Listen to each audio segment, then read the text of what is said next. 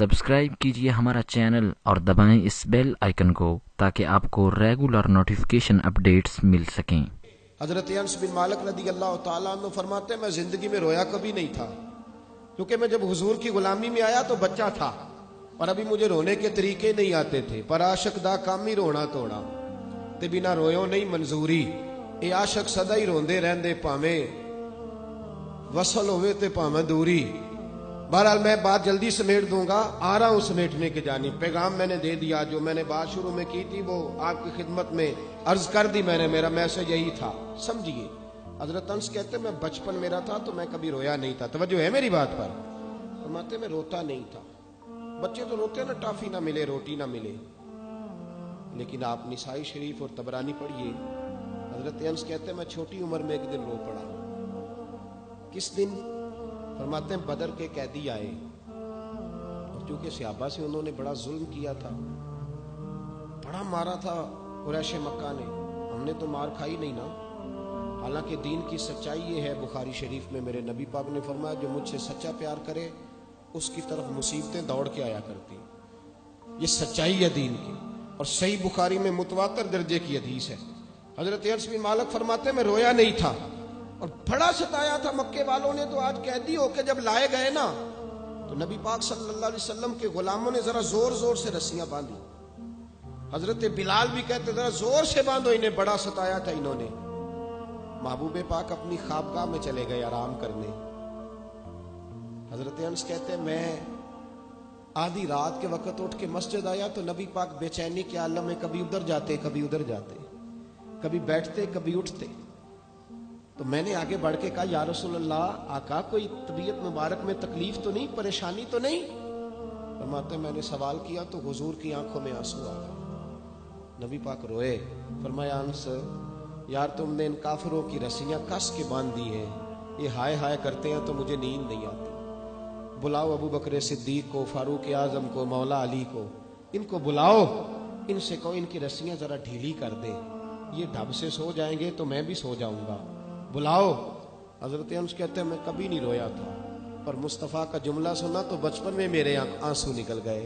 हुजूर इतना एहसास, और उन लोगों का जिन्होंने इतना जुल्म किया है, एहसास खत्म होता जा रहा है। मुआशरा दुखों का शिकार है, आजमाइशें इतनी ज्यादा हैं। असल में हम जो लोग हैं ना, थोड़े गाड़ियों में घूमने वाले, हमें ये एहसास नहीं रहा कि आज भी कुछ अम्मा ऐसी हैं, आज भी कुछ माएँ ऐसी हैं जिनके बेटे मिन्नत करते हैं कि यार ये मोबाइल मेरा 3000 का है, पर चलो 3500 का ले लो, मेरी अम्मा की दवाई आने वाली है। अभी भी ये रंग है, क्योंकि मुझे नहीं ना पता, मैं कार में घूमता हूँ, मुझे क्या पता कि सारोकी से गुजरांवाला का किराया कितना है, और मुझे क्या पता कि अगर किसी ने जाना हो गुजरात तो बसें कितनी बदलनी पड़ती हैं। ये एहसास तो उसे होगा जो जाएगा। एहसास जिंदगी में पैदा करे, ये एहसास हमें हमारे रसूल ने अता फरमाया। ये एहसास की दौलत नबी पाक ने हमें दी है। हजरत उम्मे हानी रदी अल्लाह तआला अन्हा, मौला अली शेर खुदा की हमशीरा है, आप फरमाती हैं जिस दिन मक्का फतह हुआ तो मैं अपने बच्चों को लेके घर में बैठ गई, तो मैं अपने बच्चों को नबी पाक के बचपन की बातें सुनाने लगी, चूंकि जनाब अबू तालिब के घर में परवरिश पाई थी। हजरत उम्मे हानी कहती मैं अपने बच्चों को बता रही थी, मैं कह रही थी मेरा भाई बचपन में ही बड़ा अजीम था, मेरे भाई की छोटे होते भी आदतें बड़ी आला थी। मैं बता रही थी तो मेरे एक बच्चे ने मुझसे पूछा कि अम्मी मामू हमारे घर भी आएंगे,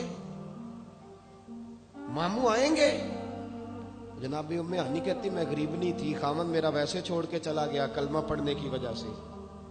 तो मैंने अपने बच्चों की तरफ देखा तो मैं, अब दिल में ख्याल था ना, दिल में ख्याल था कि अब तो मेरे महबूब मक्के के फाते बन के आए हैं तो किसी बड़ी हवेली में बैठेंगे। अब तो दाएं बाएं आगे पीछे लाइनें होंगी तो बड़ी जगह चाहिए ना, बड़ी जगह। आज नबी पाक सल्लल्लाहु अलैहि वसल्लम का दरबार सजेगा। तो जनाब उम्मे हानी रदी अल्लाह तआला अन्हा फरमाती हैं, मेरे बच्चों ने पूछा तो मैं रो पड़ी। मैंने कहा आएंगे तुम्हारे मामू, क्यों नहीं आना, मेरे भाई हैं, आएंगे, जरूर आएंगे, जरा काम निपटा लें। और फरमाती हैं साथ ही आंसू थे कि बड़ा सारा घर हो तो हुजूर आए, सारा मक्का आज गुलाम बन गया है, 10,000 का लश्कर मदीने से आया है, मेरा छोटा सा घर है, कहाँ बिठाऊंगी? फरमाती है मैं रो ही रही थी कि मेरे दरवाजे पे दस्तक हुई। اور میں نے بے دل ہو کے دروازہ کھولا. کون ہے دروازے پہ؟ تو کہتے ہیں دھیمی سی آواز آئی, ام ہانی دروازہ کھول, میں محمد عربی تیرے دروازے پہ کھڑا.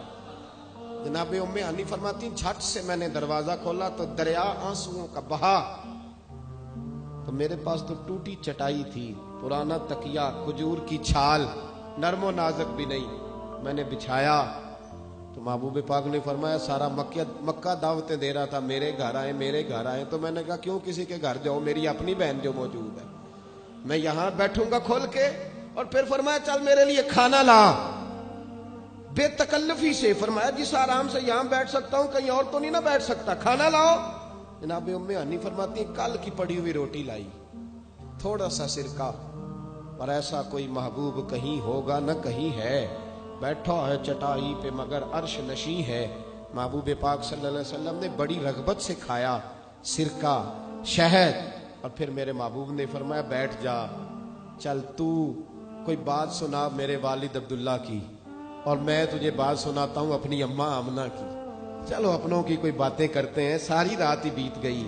احساس کی دولت, بھائی گزر جاتا ہے بہن کے محلے سے, پر 10 منٹ ٹائم نہیں کہ چلو بیچاری سے مل لوں. میں اکثر کہتا ہوں میرے جیسے پیر کو کڑکتا نوٹ 5000 کا دو نا, پیر صاحب دعا کرنا, انہیں دعا رٹی پکی ہوئی, اللہ بھلا کرے اللہ خیر کرے, سارے علی کوئی ہے الا ماشاء اللہ. اور بہن کو کبھی پرانا جوڑا بھی دیا ہو نا اٹھا کے پرانا, تو وہ ساری رات آنسوؤں سے دعا مانگتی رہتی ہے, یا اللہ میرے بھائی کی خیر کرنا, یا اللہ میرے بھائی کی خیر. یہ احساس رشتوں کا, تعلقات کا, یہ میرے نبی پاک کی سیرت ہے.